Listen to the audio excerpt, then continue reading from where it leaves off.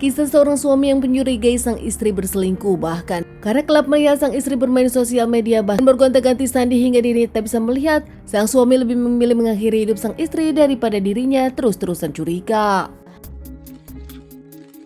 Kejadian ini terjadi di Gorontalo di salah satu perumahan di Kecamatan Telaga. Di rumah bercat hijau inilah tinggal sebuah keluarga dengan satu anak. Popin berusia 29 tahun sebagai istri dan juga Pandi 40 tahun sebagai suami. Umur mereka cukup jauh karena ternyata Popin sendiri adalah istri ketiga dari Pandi dari pernikahan ketiganya.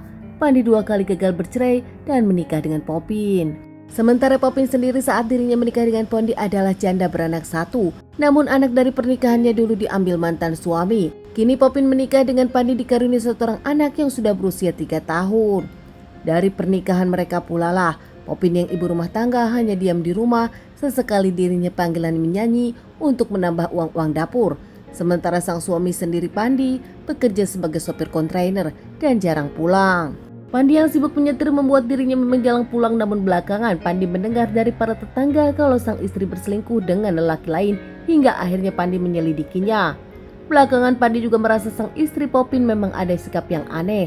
Belakangan Popin sendiri kerap main sosial media dan mengganti paspor sandi hingga dirinya tak bisa mengecek. Hingga akhirnya pasangan ini pun kerap cekcok, kecemburuan dan kecurigaan alasannya sempat membuat Popin pergi dari rumahnya hingga dirinya pergi ke Manado ke rumah saudaranya. Popin saat itu dipukuli Pandi. Namun tak lama beberapa minggu, Pandi sendiri meminta Popin untuk pulang dan meminta maaf kepada Popin, berjanji tak akan mengulangi lagi. Luluh Popin pun akhirnya pulang ke rumah dan rujuk ke rumah sang suami Pandi. Namun nampaknya itu bukanlah keputusan yang bagus yang diambil oleh Popin. Beberapa hari usai itu, Popin pun punya masalah besar. Popin dihabisi suaminya sendiri. Di tanggal 6 Juli 2022 hari Senin, mereka cekcok di luar rumah hingga para tetangga mereka sadar mereka berantem. Namun nampaknya Pandi menyeret Popin ke dalam. Para tetangga yang tak bisa menengahi menganggap ini adalah pertengkaran yang biasa, seperti biasa mereka kerap cekcok. Hingga akhirnya membuat tetangga kaget, tak lama pihak kepolisian datang.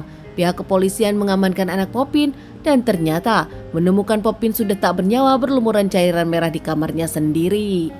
Menurut petugas, kepada tetangga sendiri mengungkapkan kalau Pandi menyerahkan diri dan langsung datang ke polisi.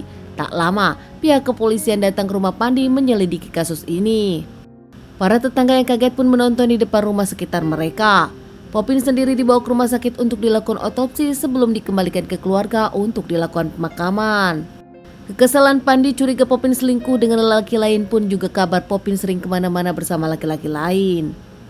Pandi yang merasa kecurigaan sang istri main Facebook terus hingga chattingan dengan lelaki lain. Untuk memastikan di hari itu sebelum mereka cekcok, Pandi pun meminta handphone Popin dan meminta sandi Facebook Popin. Namun dilarang dan dihalangi, Popin ternyata memilih pergi daripada memberikan handphonenya. Pandi pun kesal, langsung membawa senjata tajam dan menikamnya kepada sang istri. Sadar Popin tak bernyawa, Pandi pun langsung menyerahkan diri kepada pihak kepolisian. Setelah memberikan pernyataannya, keluarga Popin membantah. Menurut keluarga Popin, Popin tak pernah berselingkuh. Ini adalah tudingan-tudingan tak beralasan seorang Pandi yang cemburu kepada Popin. Bukan tanpa alasan cemburu kepada Popin yang lebih cantik, lebih muda, dan tak pernah berselingkuh. Keluarga dari Popin bahkan mengungkapkan, Popin sendiri kerap mendapatkan siksaan dari sang suami Pandi, namun selalu memaafkan Pandi demi sang anak. Tak pernah mendapatkan nafkah yang layak dari sang suami, Pandi malah mendapatkan kekerasan. Popin sendiri kerap beberapa kali keluar untuk mendapatkan pekerjaan nyanyi. Job nyanyi sendiri itu pun kerap dimalahi oleh sang suami Pandi. Pandi tak menginginkan sang istri bekerja apalagi sebagai penyanyi. Pandi merasa pekerjaan sebagai penyanyi banyak lelaki yang melihat dan membuat Popin bisa berkesempatan menyelingkuhi dirinya. Demi membersihkan lagi nama Popin, pihak keluarga bahkan memakai pengacara meminta dari Pandi menjelaskan semua kebenaran yang ada. Bahkan setelah diselidiki pihak yang berwajib terkait sosial media yang selalu dituduhkan oleh sang suami Pandi, pihak kepolisian tak menemukan siapapun lelaki yang berselingkuh dengan Popin. Bahkan menurut pihak kepolisian tak ada ciri-ciri Popin berselingkuh dari Pandi. Kini keluarga dari Popin sendiri meminta Pandi dihukum untuk seberat-beratnya. Terkait permasalahan ini, Pandi pun menjalani beberapa kali persidangan dan akhirnya mendapatkan vonis 17 tahun penjara. Penyesalan dari Pandi pun nampaknya tak bisa dihindari lagi. Kini anak sematawayang dari pernikahan Popin dengan Pandi pun diurus keluarga Popin dan tak pernah dibawa lagi oleh keluarga Popin untuk menemui Pandi di penjara.